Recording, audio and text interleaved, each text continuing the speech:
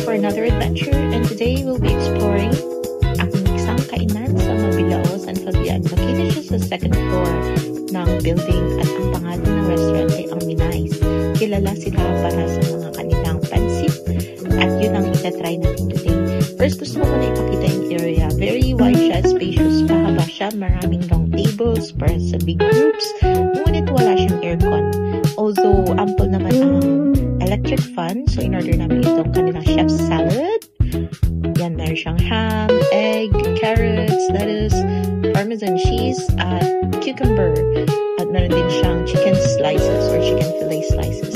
Meron siyang dressing, pero to be honest, hindi namin nagustuhan yung dressing niya. Meron siyang parang garlicky mayo taste. So para sa akin, hindi siya bagay dun sa salad kasi overpowering masyado yung garlic. At ang kanilang pansit para sa amin ay the best. Ang sarap ng kanilang pansit. Ito ay talagang babalik-balikan. Napakasarap.